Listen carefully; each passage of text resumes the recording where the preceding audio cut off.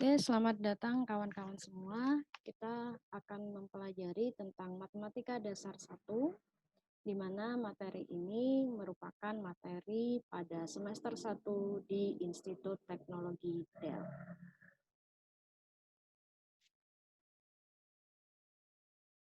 Oke, nah indikator perkuliahan pada week 1 di sesi pertama ini adalah yang pertama, yaitu memahami bilangan real dan membuat pernyataan matematika, khususnya implikasi dengan benar.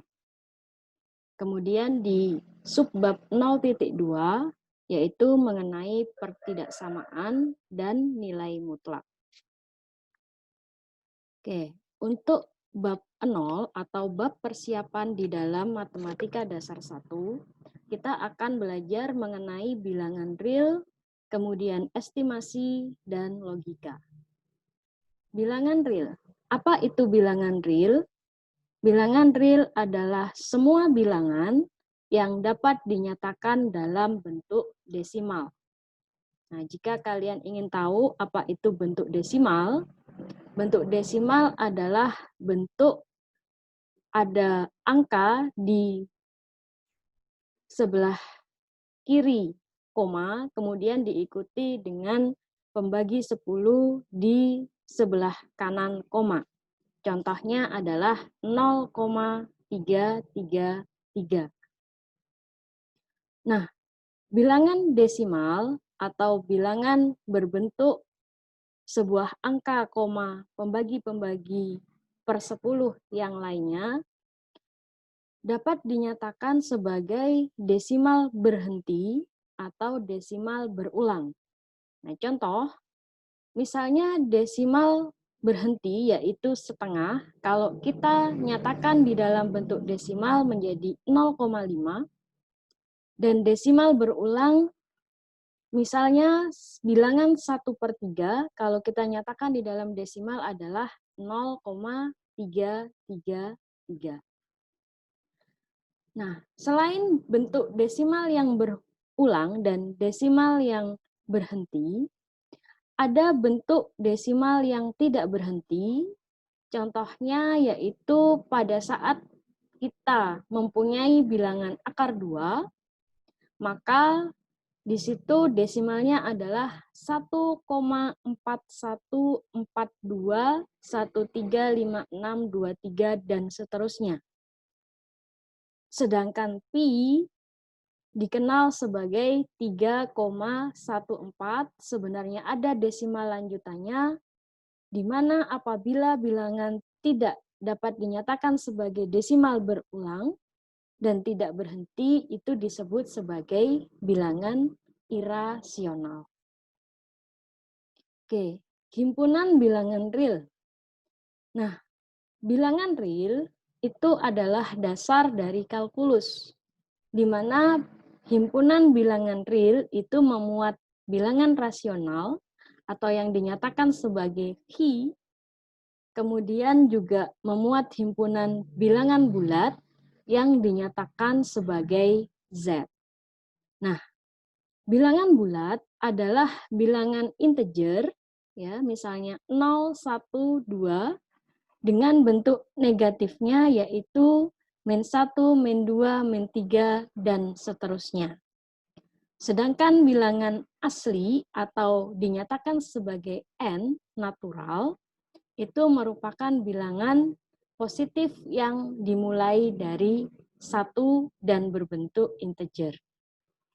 Nah, hubungan antar bilangan-bilangan ini adalah bilangan asli merupakan himpunan bagian dari bilangan Z atau zero atau bilangan bulat, kemudian merupakan himpunan bagian dari bilangan rasional. Bilangan rasional merupakan himpunan bagian dari bilangan real. Nah, selanjutnya himpunan bilangan real atau dinyatakan sebagai R merupakan himpunan semesta, khususnya pada saat kita belajar mengenai matematika dasar kalkulus.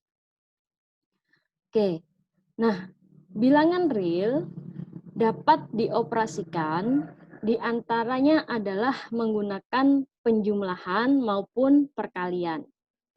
Di mana ada sifat-sifat yang perlu kita ketahui, di antaranya yaitu sifat aljabar, komutatif, asosiatif, dan distributif, sifat urutan, trikotomi, transitif yang melibatkan tanda kurang dari, sama dengan, dan lebih dari.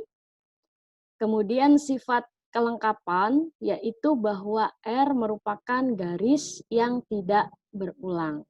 Nah, garis bilangan itu merupakan sebuah garis di mana bilangan yang ada di sebelah kiri itu lebih kecil daripada bilangan yang ada di sebelah kanan.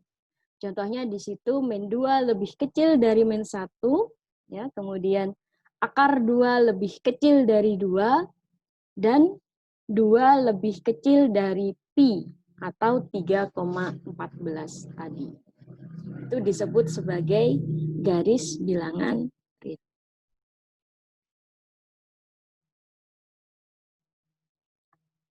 Oke. Nah, tadi kita punya beberapa himpunan bilangan, yaitu ada bilangan real, kemudian ada bilangan bulat, kemudian ada bilangan asli, kemudian ada bilangan rasional dan irasional. Nah, bilangan-bilangan tadi itu merupakan subset dari bilangan lain, bahwa bilangan real adalah semesta dari semua bilangan. Kalau dinyatakan di dalam himpunan, ini adalah bilangan real. Maka di dalam bilangan real itu terdapat bilangan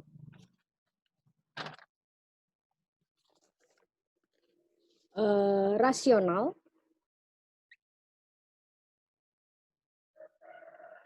kemudian di dalam bilangan rasional itu terdapat bilangan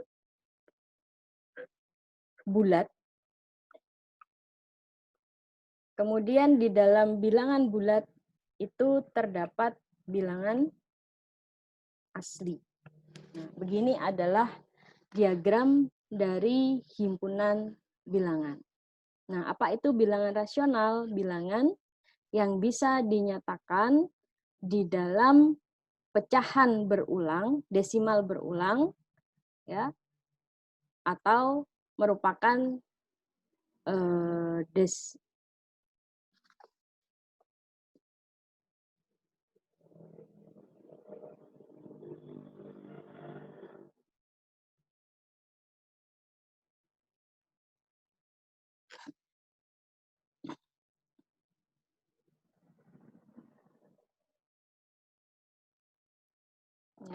di mana bilangan rasional itu adalah bilangan yang bisa dinyatakan sebagai desimal berulang. Nah, pastinya di dalam bilangan real itu memuat juga bilangan rasional maupun bilangan irasional. Oke, contoh, misal saya mempunyai bilangan 0,136, 136, ya, 136 dan seterusnya. Apabila kita ingin menyatakan di dalam bentuk pecahan, maka kita harus melihat berapa digit angka itu berulang. Ya, jadi bilangan rasional bisa dinyatakan di dalam pecahan dengan melihat berapa digit bilangan tersebut berulang. Nah, di sini bilangan itu berulang dengan 136, 136, 136, dan seterusnya ke belakang. Maka, untuk membentuk bilangan pecahan, bilangan ini harus dikalikan dengan 1000. Sehingga misalkan bilangan ini adalah X, maka 1000X adalah 136, 136, 136, dan seterusnya. Nah, sehingga pada saat kita mengurangkan antara 1000X dengan X, maka akan menghasilkan 999X sama dengan 136. Karena di bagian belakang ini dianggap sebagai sama. Sehingga kalau dikurangkan akan habis. Nah, sehingga X di dalam pecahan atau 0,136136 tadi itu adalah sama dengan 136 per 999. Oke, nah tadi bilangan real itu juga punya sifat yaitu komutatif, asosiatif, dan distributif. Nah, apa itu sifat komutatif? Komutatif adalah bisa ditukar. Ya, di dalam penjumlahan, sifat komutatif itu adalah A ditambah B sama dengan B ditambah A. Begitu juga A dikali B itu sama dengan B dikali A. Jadi bisa ditukar. Sedangkan sifat asosiatif itu adalah sifat kita bisa menyelesaikan sebuah operasi bilangan real itu dengan mengelompokkan operasi yang di depan maupun di belakang, ya, asalkan itu sama-sama penjumlahan atau perkalian. Misal, A ditambah B ditambah C akan sama hasilnya kalau kita menyelesaikan A ditambah B dulu baru ditambah C, ataupun kalau kita menyelesaikan B ditambah C dulu baru ditambah dengan A. Nah, sedangkan sifat dari distributif itu adalah sifat bahwa perkalian ya apabila dinyatakan bersamaan dengan penjumlahan, misal kita punya A dikali B ditambah C. Ya, maka kita bisa mendapatkan hasil yang sama bila kita menyatakan A kali B ditambah dengan A kali C. Oke, seperti itu. Jadi perkalian bisa juga dinyatakan sebagai titik ya. Jadi kalau ada satu, ya, kecuali kalau kita menyatakan sebagai koma titiknya ya. 1,3 itu artinya adalah 1 kali 3. Ya, seperti itu. Oke. Nah, tentang estimasi. Nah, estimasi ini sangat penting karena kita bisa memperkirakan. Kira-kira kalau pi itu bilangannya berapa? Ya, kemudian kalau akar 2 itu bilangannya berapa? Kalau 2 pangkat 10 itu bilangannya berapa? Nah, jika kita mempunyai kalkulator, maka tidak masalah. Ya. Kita tahu bahwa pi itu adalah 22/7. Dan ini merupakan bilangan irasional, yaitu 3,14 yang sebenarnya di belakang ada koma dan tidak berulang. Namun kita menggunakan estimasi dengan menyatakan pi itu adalah 3,14 saja. Akar 2 juga demikian merupakan bilangan irasional. Nilai sebenarnya, nilai eksaknya adalah 1,41 dan seterusnya, tapi dengan estimasi 1 desimal di belakang koma, ya, 1 angka di belakang koma, kita dapat mengestimasi akar 2 itu dengan 1,4. Begitu juga 2 pangkat 10 yang berarti 2 kali 2 kali 2 kali 2 kali 2 sampai 10 kali. Nah, sebenarnya kita dapatkan nilainya adalah 1024, tapi kita dapat memperkirakan atau mengestimasi bahwa nilainya adalah 1000. Seperti itu. Itu adalah tentang estimasi. Ya. Sama halnya, misalnya kita punya 9 pangkat 5. Nah, akan sangat sulit kalau kita disuruh cepat, tapi harus menghitung 9 pangkat 5. Nah, tapi angka 9 itu dekat dengan 10, ya, sehingga kita berpikir bahwa itu 10 pangkat 5. Jadi estimasinya adalah 10.000 seperti itu. Jadi estimasi itu mempercepat kita untuk mendapatkan nilai ya, suatu angka ya, tapi tidak tepat di nilainya. Oke.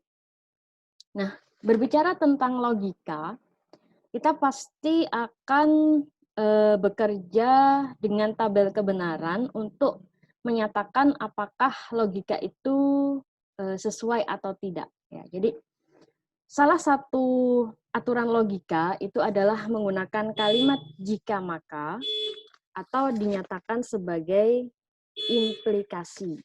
Ya, dinyatakan sebagai implikasi.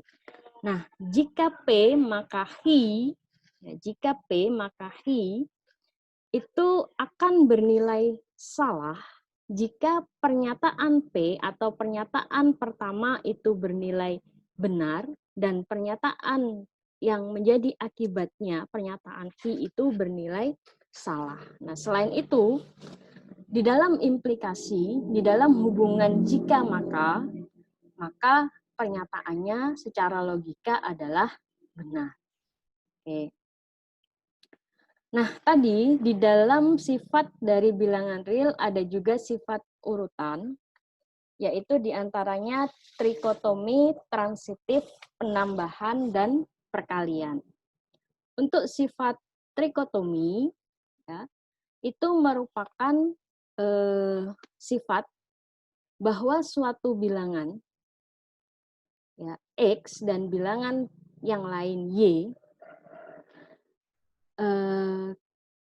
maka apabila dua bilangan itu dinyatakan sebagai X dan bilangan yang lain dinyatakan sebagai Y, harus mengikuti salah satu dari tiga pernyataan ini, yaitu bisa saja X-nya lebih kecil dari Y, bisa saja X-nya sama dengan Y, bisa juga X-nya lebih besar daripada Y. Itu disebut sebagai sifat trikotomi.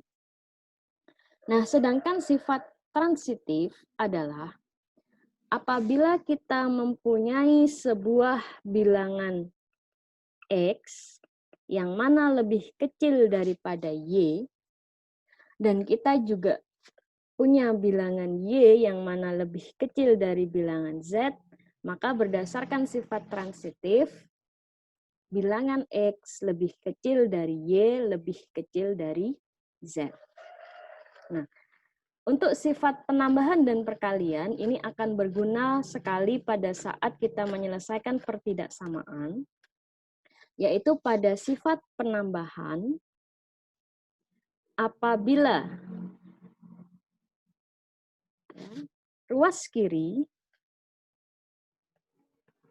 ditambah dengan suatu nilai, maka ruas kanan ditambah dengan nilai yang sama itu tidak akan merubah sebuah pertidaksamaan. Contoh, apabila kita mempunyai pertidaksamaan X kurang dari 2, ya, maka pada saat kita tambah, X-nya ditambah dengan min 2, kemudian bagian kanannya juga ditambah dengan min 2, itu tidak akan mengubah nilai dari pertidaksamaan tersebut. Nah, sifat urutan yang keempat yaitu sifat perkalian. Untuk sifat perkalian ini ada dua aturan. Ya, jika X kurang dari Y dan Z-nya adalah positif, maka X kali Z itu adalah tetap kurang dari Y kali Z. Namun, apabila kita mempunyai pertidaksamaan X kurang dari Y dan Z-nya adalah negatif, pengalinya adalah negatif, maka X kali Z tandanya tidak lagi kurang dari, tapi berubah tanda menjadi lebih dari Y kali Z. Nah, itu adalah sifat urutan yang bernama dengan perkalian. Jadi pada pertidaksamaan jika dikalikan dengan positif, tanda pertidaksamaannya tetap, tapi jika dikalikan dengan negatif, maka tanda pertidaksamaannya akan berubah dari kurang dari menjadi lebih dari. Oke. Nah, ini bisa dibuat latihan untuk kalian ya, mana yang lebih besar berkaitan dengan estimasi. Kemudian nomor 2 adalah benar atau salah ya. Jadi ini menyangkut jika atau maka.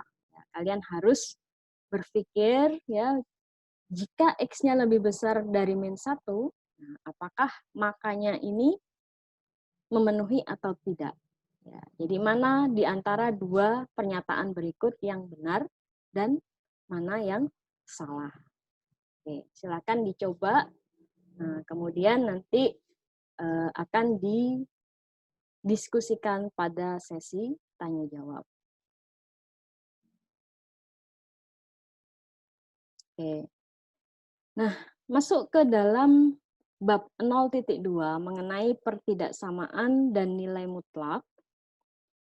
Nah, pertidaksamaan itu adalah sebuah kalimat ya yang mengandung tanda kurang dari, lebih dari, atau kurang dari sama dengan, dan lebih dari sama dengan.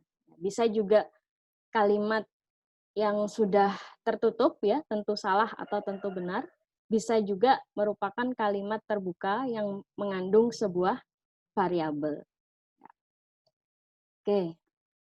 Nah, ini adalah notasi selang ya. Notasi selang ada notasi selang terbuka, ada notasi selang tertutup ya. Apa yang disebut dengan notasi selang terbuka? Selang terbuka adalah pada saat di garis bilangan real dinyatakan sebagai kurung buka dan kurung tutup ya. Jadi ini menyatakan bahwa bilangan tersebut ya, misal notasinya adalah buka kurung A, B, berarti batas bawahnya adalah A dengan batas atasnya adalah B, namun A dan B tidak masuk ke dalam selang ini. Nah, misal 1 sampai 3, ya, maka selang ini merupakan bilangan antara 1 sampai 3, namun bilangan 1 dan bilangan 3 itu tidak masuk ke dalam himpunan penyelesaiannya. Nah, ini disebut dengan selang terbuka. Nah, selang tertutup dinyatakan sebagai kurung siku, yang apabila dinyatakan sebagai gambar adalah seperti ini. Nah, misalnya sama antara 1 sampai 3, berarti ini menyatakan himpunan penyelesaiannya ada di antara nilai 1 dan nilai 3, dan juga nilai 1 masuk ke dalam himpunan penyelesaian. Kemudian ada juga kombinasi selang terbuka di batas atas dan tertutup di batas bawah, serta ada juga notasi selang yang menyatakan minta hingga, ya, berarti di sini hanya ada batas atas saja. Kemudian ada plus tak hingga, sehingga di sini adalah bilangan A ya sampai dengan bilangan tak hingga. Dan himpunan bilangan real itu adalah himpunan bilangan dari min tak hingga sampai tak hingga.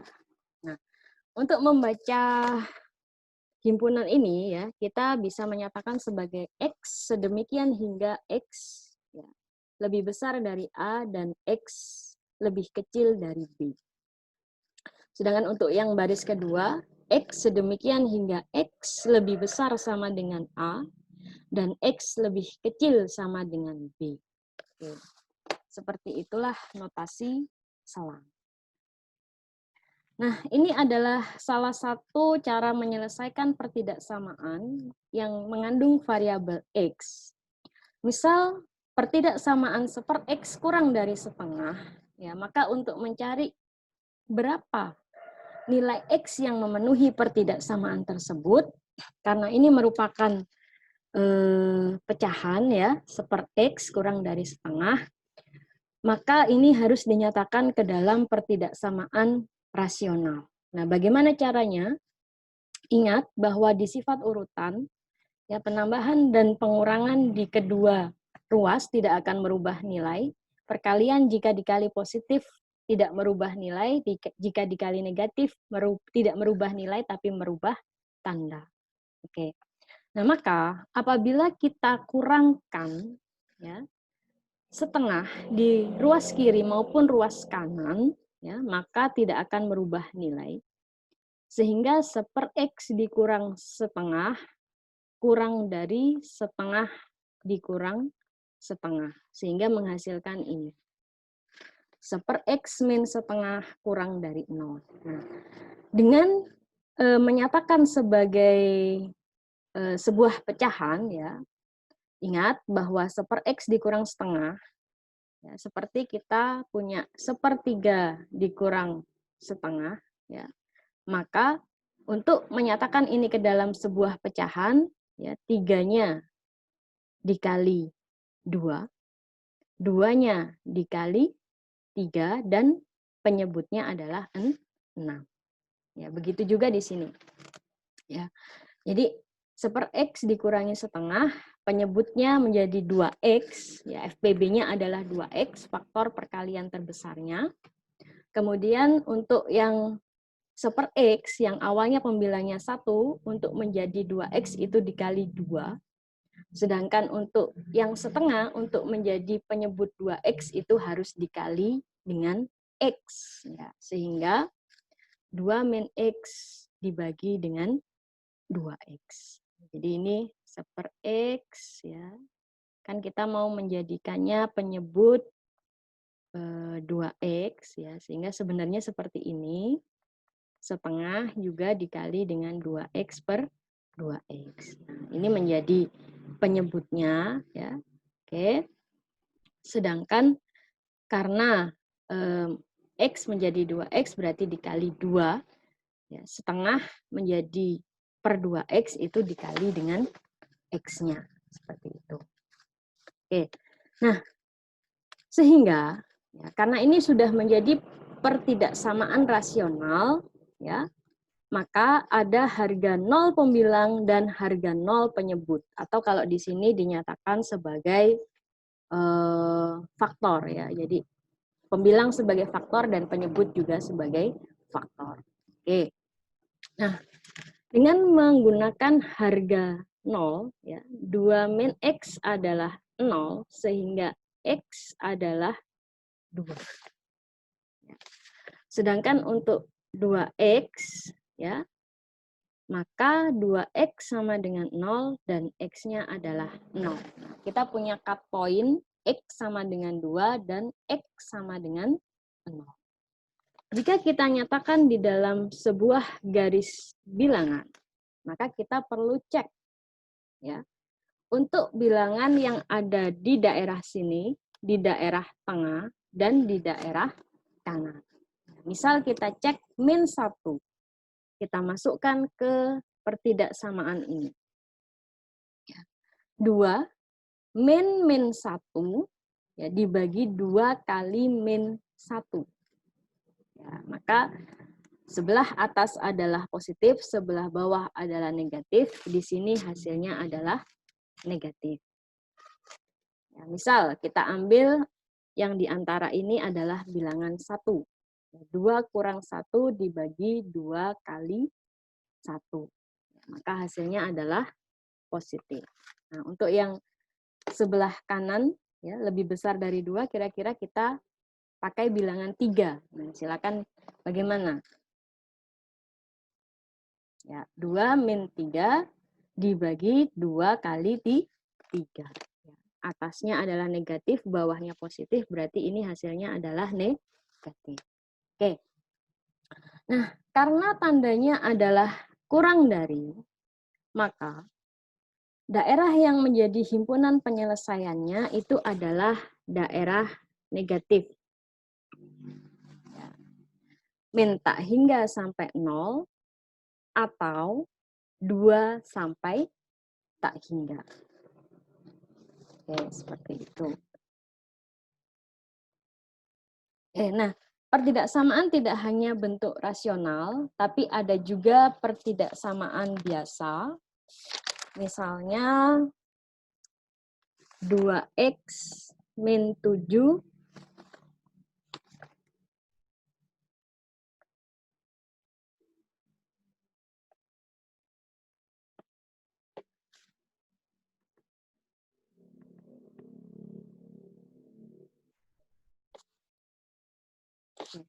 Misalnya 2x min 7 sama kurang dari 3, ya, maka solusinya adalah dengan menambahkan menambahkan min 3 di kedua ruas, yaitu menjadi 2x min 10, menambahkan 7 di kedua ruas, maka menjadi 2x kurang dari 10 dan x, dan dengan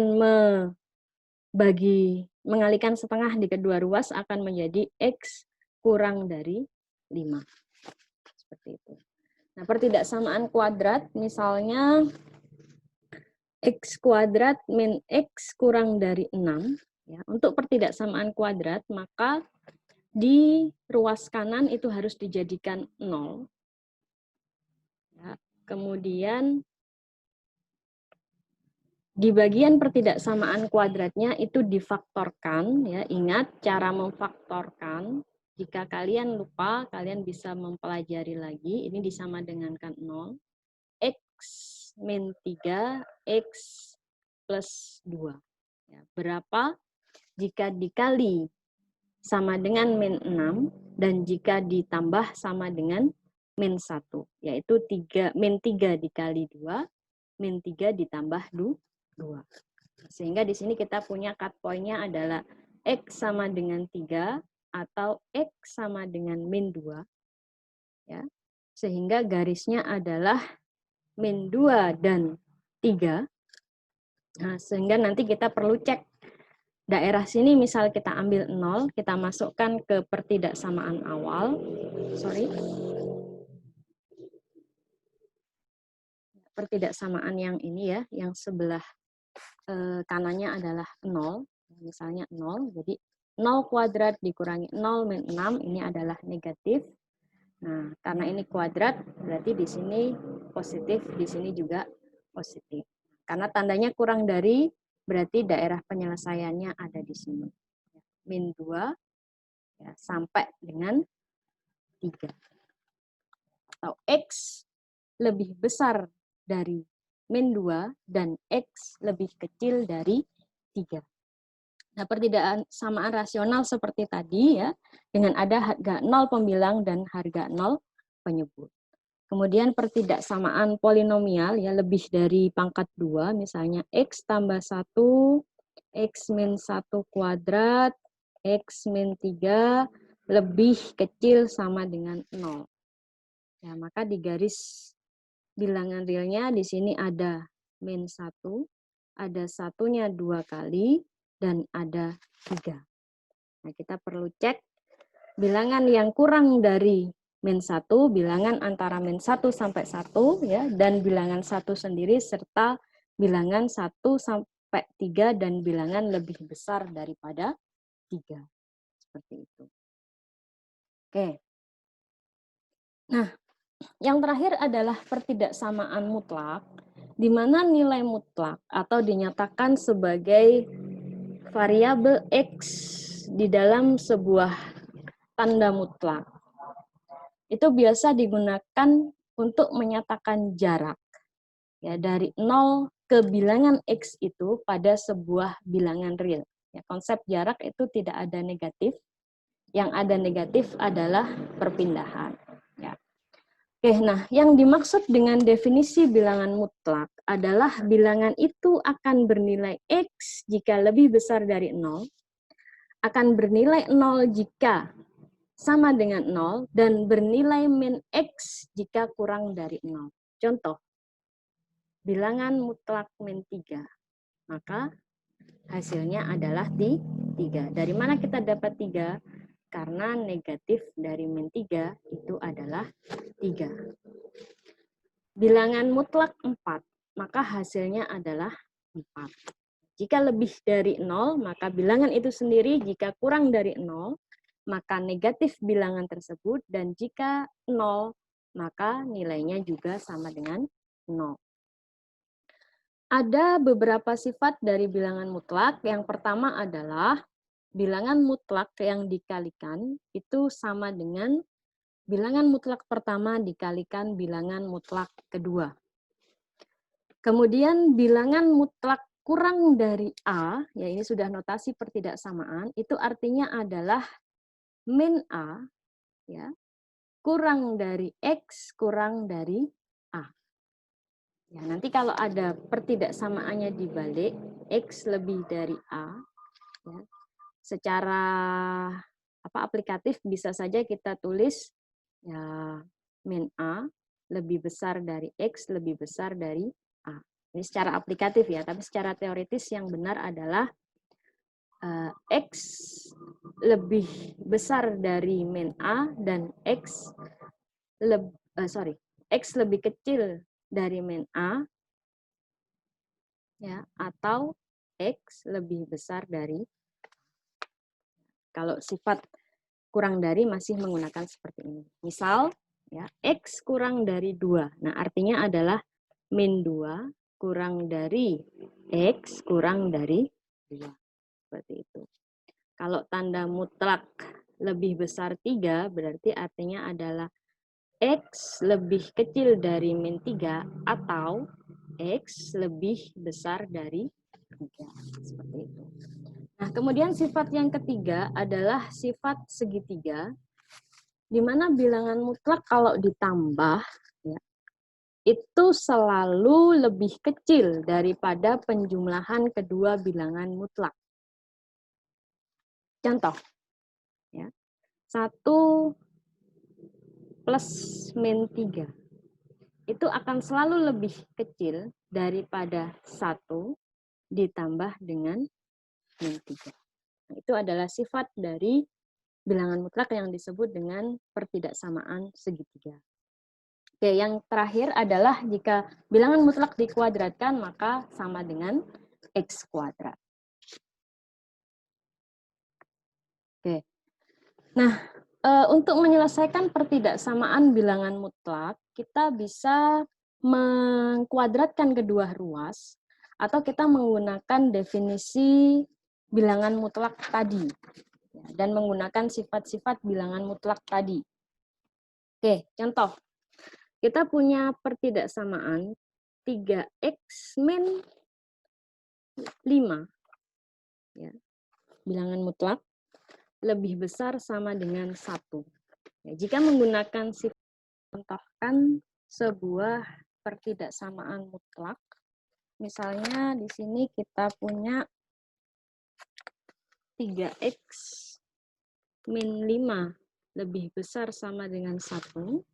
Berdasarkan definisi tanda mutlak, berdasarkan definisi jika ada tanda mutlak X lebih besar dari 1, artinya adalah X kurang dari min 1 atau X lebih besar dari 1. Maka berdasarkan sifat atau definisi sifat dari tanda mutlak, kita dapat dua pertidaksamaan, yaitu 3x min 5 lebih kecil sama dengan min 1, atau 3x min 5 lebih besar sama dengan 1.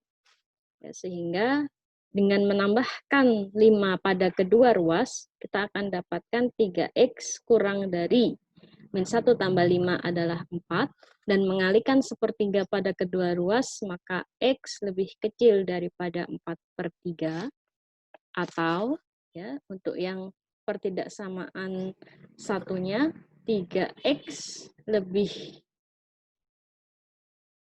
1 ditambah 5 adalah 6, ya, kemudian X lebih besar sama dengan 2. Ya, sehingga himpunan penyelesaiannya adalah X kurang dari 4/3 dan X lebih besar sama dengan 2. Nah, sedangkan pertidaksamaan mutlak bisa diselesaikan dengan mengkuadratkan kedua ruas. Ya.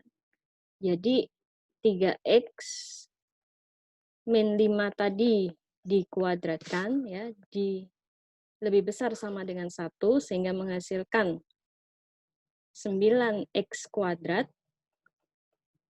min 2 kali 15, 30x ditambah dengan 25 lebih besar dari 1, ya, sehingga 9x kuadrat min 30x dikurang 1, 2 ruas, jadi 24 lebih besar sama dengan 0. Ingat, pada pertidaksamaan kuadrat, ruas kanan disama dengan 0.